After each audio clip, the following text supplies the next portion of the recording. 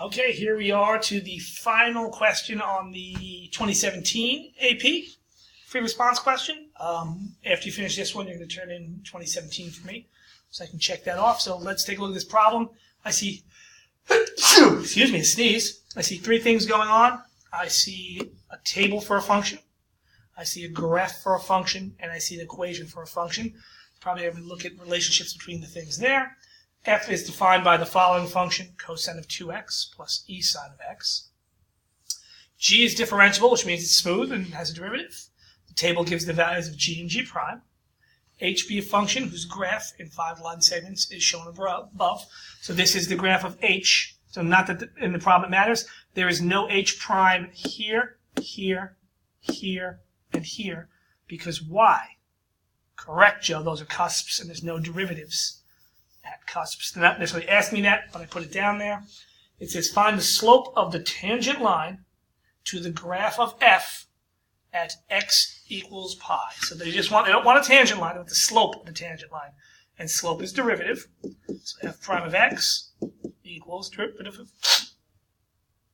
of, cosine of x is negative sine of 2x times the derivative of the inside, which is 2, plus derivative of e to the something is e to the something, times the derivative of sine of x, which is cosine of x.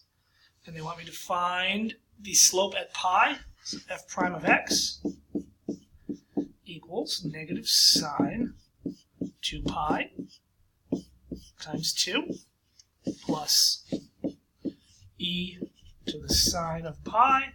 Whoa, whoa, whoa, whoa, what's going on there? Here we go. Times cosine of pi. You can leave it right there, but if you're one of those people who wants numbers as an answer, sine starts at 0, so the sine of 2 pi is 0, so that whole part is gone. You don't have to do this, though. Sine of 180 is 0. E to the 0 is 1, so that's e. Oops, sorry, already is 1, so this is 1. And the cosine of pi goes from 1 to 0 to negative 1, so the answer is negative 1. You do not have to reduce it down. You could have left it in the format just before this. Next part, let k be a function defined by k of x being h of f of x. H is our outside function, f is our inside function. Find k prime. So k prime of x equals the derivative of that function there, which is h prime f of x, don't touch the inside, times f prime of x. So that means that k prime of pi is going to be h prime of f of pi times f prime of pi. So we're going to substitute things in and see what we get. So we need f prime of pi. Oh, let's start over here. First, we need to find pen. No highlighter, pen. Okay, so first I have to find f of pi. So I'm going to put pi into the original function. Once again, you can write it all out, but I'm going to simplify this one. It's going to be cosine of 2 pi plus e sine of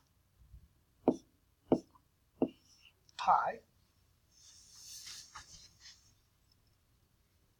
So cosine of 2 pi is the same as cosine of 0, so that's 1, plus sine of pi is 0, e to the 0 is 1, so that equals 2.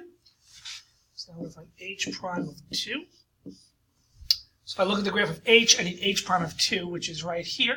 I can look at the slope of that line. It is down 1. Oop. No, it's not. Yep, it's down 1 and over 1, 2, 3.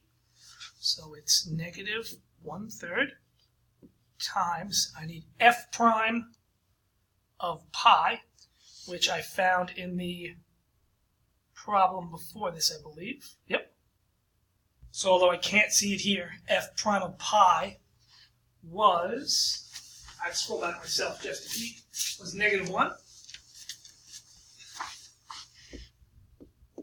So k prime of pi be left as that, or it's equal to 1/3. So m of x is a product rule. This function times that function. So m prime is going to be u prime, which is g prime negative 2x times the derivative of the inside, which is 2. That's u prime v plus u v prime. So now I'm going to fill them all in. M prime of 2 is going to be g prime of negative 4 times 2 times h of 2 plus g of negative 4 times h prime of 2. Okay, let's do the easy ones first. G prime of negative 4, negative 1. G of negative 4 is 5. Okay, so we need h of 2. Looks like it's about negative 2/3. Doesn't have to be perfect. There, the next thing I need is h prime of 2. H prime of 2 is here, and I found that before to be negative 1/3. Please pardon the interruption. At the close of this period, the Unity Club invites all those participating in today's day of silence. I could leave it just like that, but if you work it out, you get negative 3. Okay, last part here. Always the hardest part. Always complicated. Don't go crazy if you don't get it, but just do your best. Is there a number? So they want to know if something exists such that g prime of c equals negative 4. So I hear, does something exist in that interval where g prime of c equals negative 4? It sounds to me like the mean value theorem. Okay? Here's what I know. I know that g, since g is differentiable, I've got to find an average slope that's equal to negative 4 for somewhere in that interval. So between negative 5 and negative 3, let's check the average slope. And I'm just going to test it out.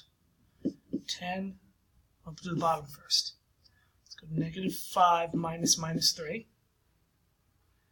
And then we'll go 10. I'm testing the slope of the interval, which is 8 over negative 2 equals negative 4.